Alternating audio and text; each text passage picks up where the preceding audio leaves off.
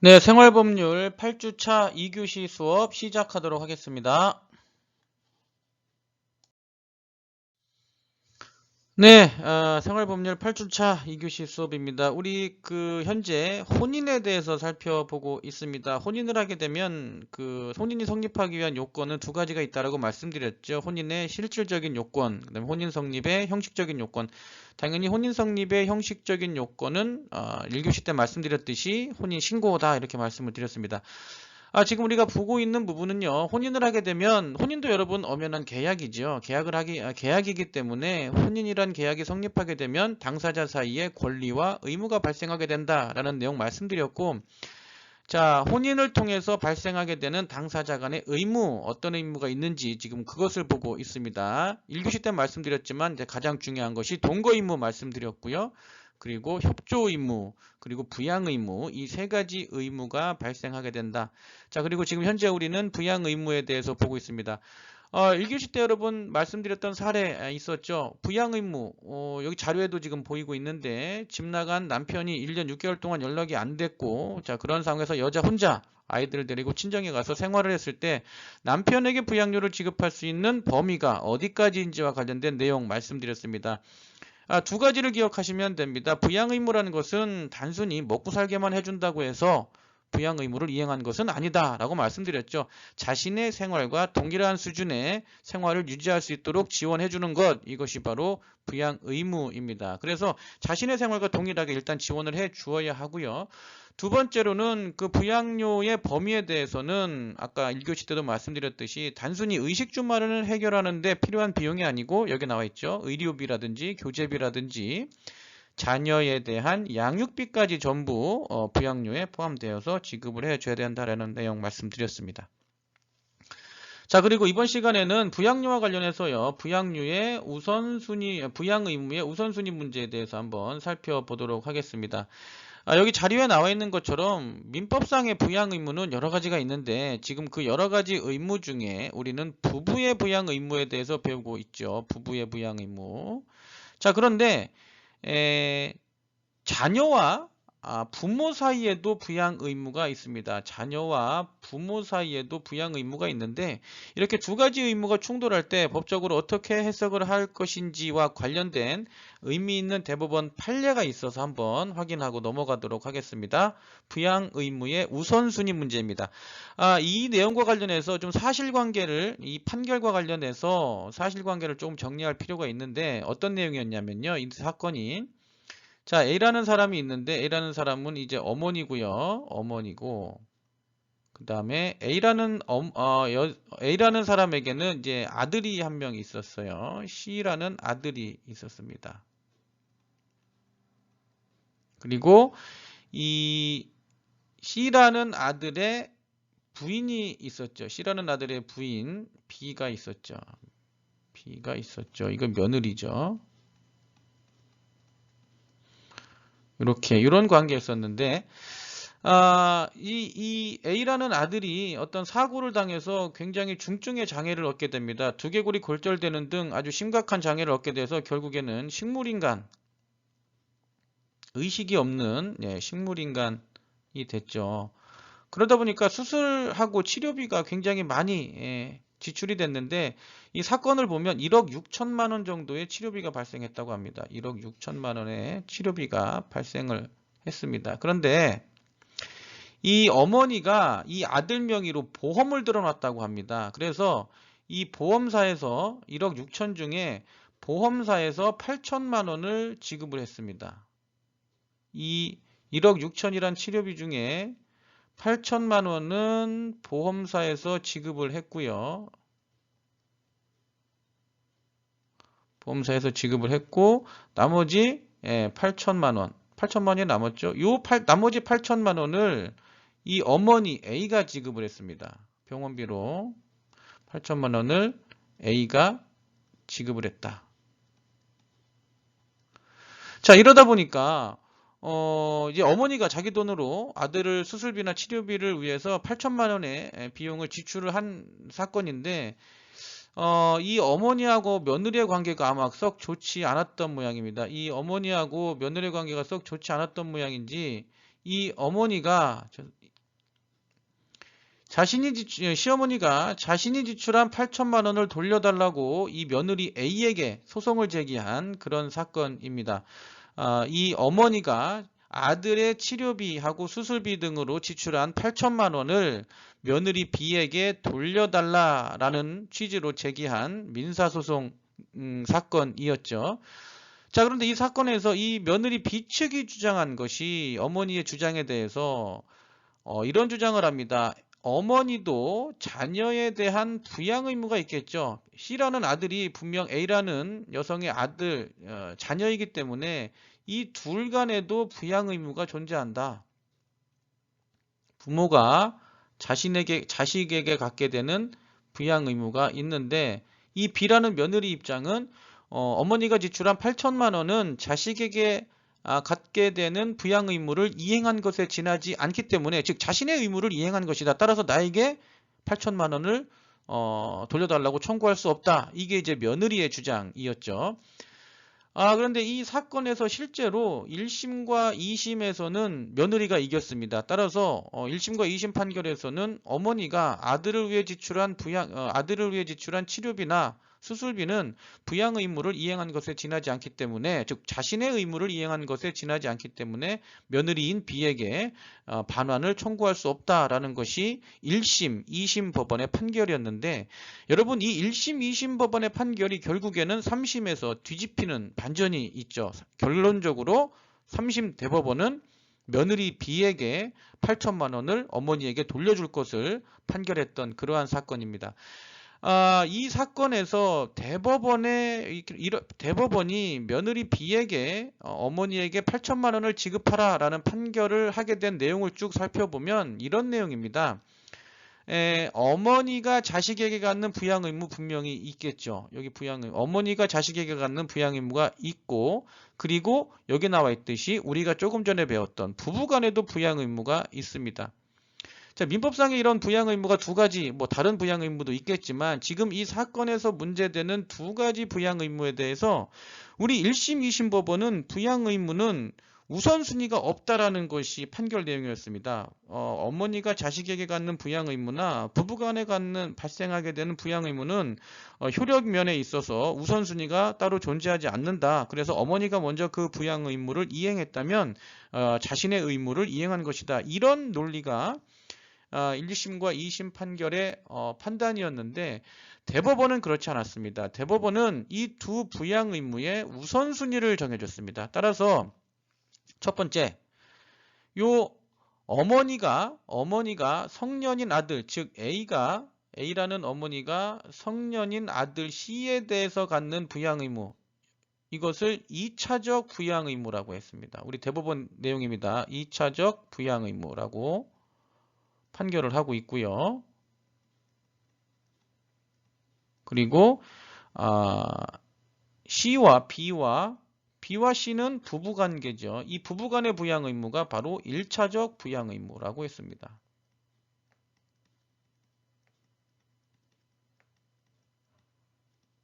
따라서 부부간의 부양 의무가 바로 1차적인 부양 의무이기 때문에 부양 의무를 먼저 이행해야 되는 것은 바로 어머니가 아니라 며느리다라는 거죠. 며느리가 먼저 1차적으로 부부관계에서 발생하는 부양 의무를 이행해야 되는 의무가 있지만, 의무가 있음에도 불구하고 어머니가 먼저 2차적 부양 의무를 이행했기 때문에 이 어머니가 자신이 먼저 이행한 부양 의무에 대한 지출, 즉 치료비나 수술비를 돌려달라고 할 수 있다라는 겁니다. 1차적 부양 의무자인 며느리에 앞서서 2차적 부양 의무자인 어머니가 먼저 부양 의무를 이행했기 때문에 1차적 부양 의무자인 그 부인은 시어머니에게 8천만 원을 지급해야 된다라는 것이 우리 법원의 판단이었죠. 그리고 이 판결에서 또 하나 의미 있는 것은 이 지금 미성년자에 대한 부양 의무가 아니고요. 여기 나와 있듯이 성년자에 대한 부양 의무죠. 이 성년자에게 부모가 부양 의무를 갖게 되는 경우는 이런 요건을 갖춰야 된다고 우리 대법원이 판결하고 있습니다. 첫 번째로는 성년자인 자녀에게 부모가 부양 의무를 이행하려면은 부모가 경제적인 여유가 있어야 됩니다. 경제적인 여유가 있어야 되고요. 그리고 두 번째로는 성년인 미성년자가 죄송합니다. 성년인 자녀가 부모의 부양 의무를 협조받지 못한다면, 즉 부모가 도와주지 않는다면 자립해서 생활할 수 없을 정도, 자립해서 자립 생활이 불가능한 경우. 자, 이런 경우라면 성년인 자녀에 대해서도 부모에게는 부양 의무가 발생한다.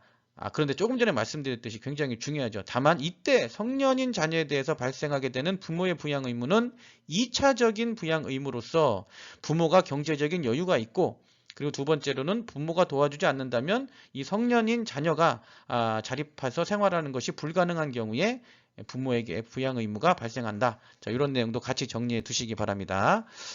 자, 그리고 결혼을 하게 되면은요, 즉 혼인을 하게 되면 어떠한 법적 효과가 발생하는지, 지금까지는 이제 혼인으로 발생하는 의무 중에 부양 의무에 대해서 쭉 살펴봤고요. 자, 세 번째, 혼인을 하게 되면 어떠한 어떠한 법적 효과가 발생하는지와 관련해서 성년의제에 대해서 한번 살펴보도록 하겠습니다. 성년의제. 자, 미성년자가 혼인을 한 때에는 성년으로 본다. 여러분, 법에서 이 의제란 말이 나오는 것은 본다라는 얘기입니다. 간주한다, 이렇게 보시면 됩니다. 즉, 성년의제라는 것은 성년으로 보겠다.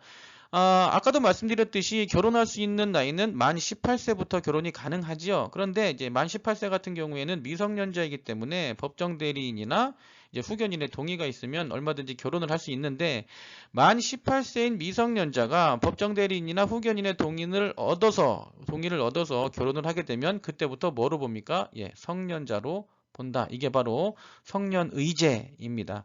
자, 따라서 민법상 성년으로 의제됨에 따라서 친권 행사가 가능하다. 자, 이 18세인 미성년자가 결혼을 해서 자녀를 두었다. 그러면 이 미성년자도 엄연히 부모로서 친권을 행사할 수 있다라는 거죠. 친권 행사할 수 있고, 자, 금전거래 시에도, 민법상 금전거래 시에도 부모의 동의를 받을 필요가 없습니다. 자, 성년으로 의제됐기 때문에 대출을 받는다든지, 뭐 실제 생활에서 휴대폰을 개통한다든지 이런 민사적인 재산상의 계약을 체결함에 있어서 성년으로 보기 때문에 부모의 동의를 받을 필요가 없다.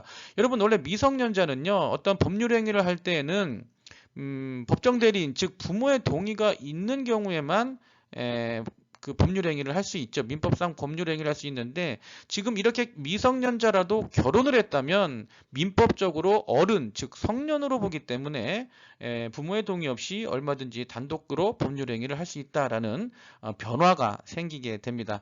자, 그런데 미성년자가 결혼을 했을 때 성년으로 보겠다는 얘기는 민법상 그렇다는 얘기입니다. 민법상 그렇기 때문에 민법 재산상 법률 행위를 하는 경우에만 어른으로 봐준다는 얘기고요. 여기 나와 있듯이, 자, 다른 법, 자, 공직선거법이라든지 청소년보호법, 근로기준법 등에서는 여전히 미성년자로 보고 있다라는 거죠. 미성년자로 보고 있습니다.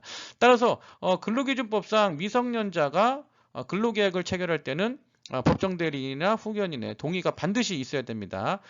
그러니까 결혼을 한 미성년자라 하더라도 결혼을 한 미성년자가 대출을 받는다든지 휴대폰을 개통하는 등의 재산상 계약을 체결할 경우에는 부모의 동의가 필요 없습니다. 왜? 민법이 적용되기 때문이죠.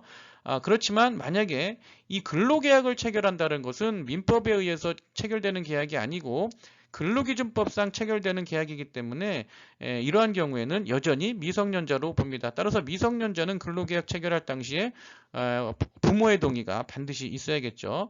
마찬가지로 청소년보호법상에서도 이 청소년보호법을 적용할 때도 미성년자로 보고요. 공직선거법, 선거권이 없습니다. 미성년자, 여전히 공직선거법상으로는 미성년자이기 때문에 선거법을 가질 수 없습니다.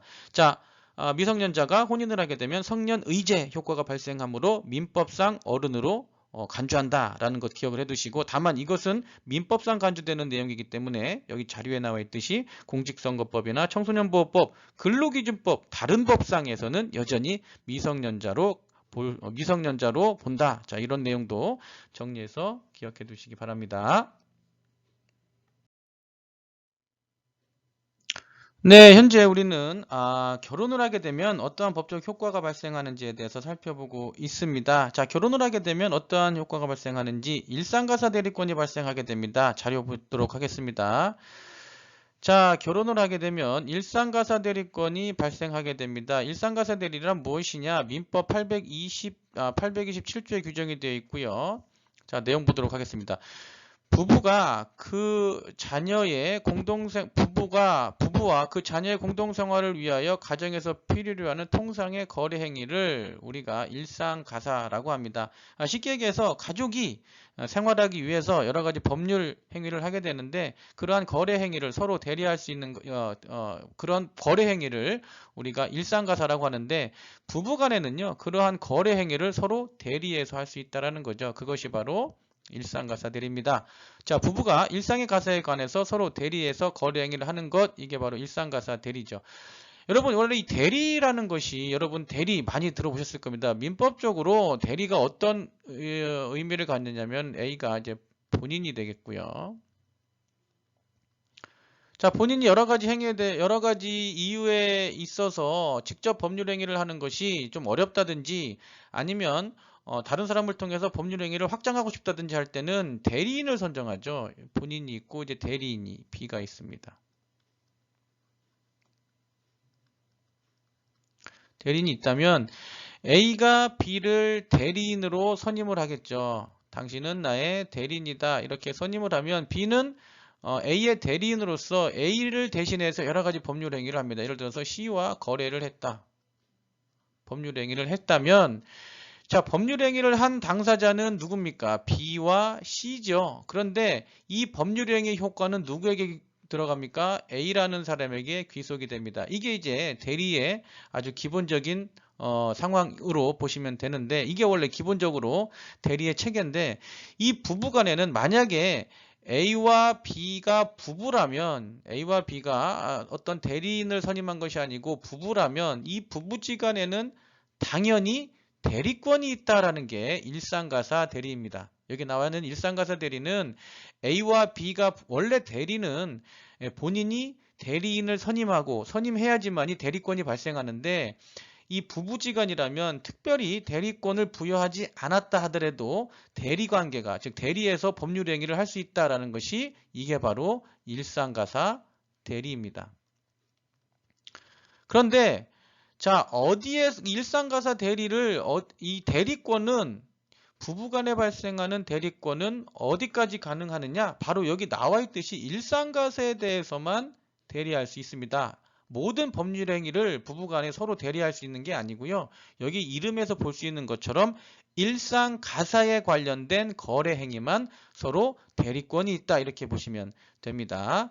자, 일상가사란 아까도 말씀드렸죠. 부부와 그 자녀가 공동생활 영위에서 가정에서 필요로 하는 통상의 거래 행위를 우리가 일상가사 라고 합니다. 뭐 마트에서 장을 본다든지 여름에 에어컨을 구입한다든지 자 이런 정도 수준이라면 월세를 지급한다든지 자 이런 경우에 거래 행위는 누가 봐도 그 공동생활을 영위하기 위해서 통상적으로 필요한 거래 행위라고 볼 수 있죠. 자 이런 거래라면 부부간에는 서로 대리권이 인정될 수 있다라는 거죠. 자 예를 들어서 이런 경우를 한번 예정해 볼 수 있겠죠. A가 남편이고요. B가 부인인데 B가 남편의 신용카드를 가지고 쌀을 구입했습니다. 여러분 여기서 이제 문제되는 것은 이제 남편이 이제 B라는 여성이 남편의 허락도 없이 남편의 신용카드를 가지고 쌀을 구입했습니다. 그런데 뭐 이런 경우는 없겠지만 극단적인 한번 상황을 가정해 보면 나중에 카드사에서 이렇게 비용을 청구하겠죠. 그러면 이 A라는 남편이 나는 부인에게 쌀을 구입하도록 카드를 사용하도록 허락해 준 적이 없다 이러면서 카드 회사에 대금 지급을 거절할 수 있겠는가? 자, 이런 것과 관련 이런 문제를 해결하기 위한 것이 바로 일상가사 대리 이론이지요. 일상가사 대리라는 법률을 적용했을 때 여러분 이 부인이 마트에서 쌀을 구입하는 행위 자체는 일상가사로 볼 수 있습니까? 이건 당연히 일상가사죠. 부부와 그 자녀가 공동생활을 영위하기 위해서 가정에서 필요로 하는 통상의 거래 행위 이 개념 자체에 딱 들어맞는 쌀 구입한 행위는 일상가사라고 볼 수 있습니다. 자, 일상가사라고 볼 수 있기 때문에 남편이 굳이 B에게 카드를 주면서 대리권을 수여할 테니 가서 쌀을 사와라 이렇게 굳이 하지 않더라도 이 둘 사이에는 대리권이 있다라는 거지요. 일상가사의 범위에 포함되어 있기 때문에 대리권이 있고 이 대리권이 있다고 가정되는 상태에서 B라는 부인이 남편의 신용카드로 쌀을 구입한 것은 적법한 대리권에 근거한 행위, 거래 행위이기 때문에 나중에 A라는 남편은 카드사에 쌀 대급 구입을 지급해야 된다라는 것이 바로 일상가사 대리입니다. 자, 그런데 조금 다른 상황을 가정을 해보겠습니다. 이런 게 아니고 예를 들어서 대리권이 있다고 하니까 부인이 A와 B가 부부인데 B가 부인이고요. A가 남편이죠. 그런데 부인이 우연히 부동산 중개사무소에 갔다가 부동산 중개사무소에 갔는데 어떤 지역에 건물이 나왔는데 이 건물이 굉장히 앞으로 건물 가격이 오를 것이다. 건물가가 오를 것이다. 그러니 이 건물을 지금 사두면 좋겠다. 건물가는 한 3억 정도 하는 건물이다라고 판단을 해보겠습니다. 이 부인이 그런 말을 듣고 솔깃해서 부동산 공인중개사의 말을 듣고 솔깃해서 이 건물을 매매하는 건물 매매 계약을 체결합니다.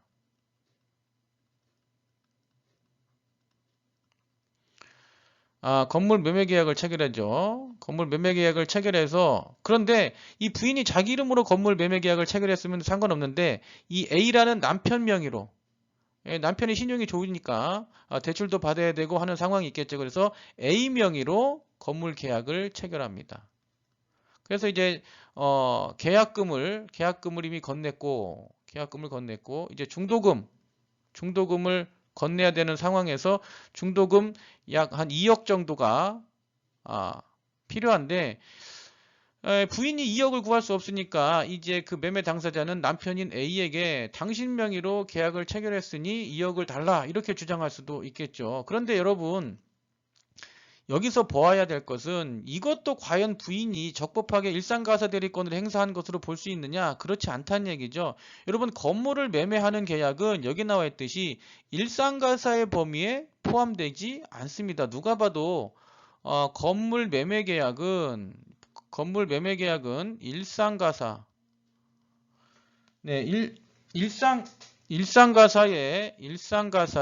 일상가사의 범위에 포함되지 않기 때문에 대리권을 수여했다고 볼 수 없죠. 그래서 이 부분에 대해서는 A가 책임질 필요가 없다라는 얘기. 이런 내용이 이제 일상가사 대리와 관련된 내용입니다. 자, 그리고 여기 나와 세 번째 보겠습니다. 일상가사로 인해서 채무를 부담했다면은 이제 연대 책임을 지게 된다. 이제 민법에 규정되어 있는데요. 내용 한번 보시겠습니다.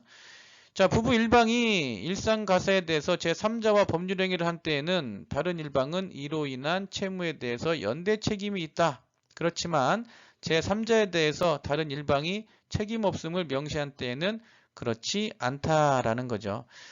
자, 여러분 연대 책임이란 말을 먼저 이해를 하셔야 되는데 원래 채무에 있어서 A가 B에게 돈을 빌려줍니다. 그러면은 채무자죠. B가 채무자고 A가 채권자라면 A가 B에게 돈을 빌려줄 때 A가 신용이 조금 불안하고 나중에 못 갚을지도 모르니까 보증인을 세우죠. C가 보증인입니다. 자, 일반적으로 보증인은 이런 돈 갚을 날이 됐을 때 B가 돈을 갚지 못하는 경우에 보증인이 돈을 갚는 것이 일반 보증 관계이지요.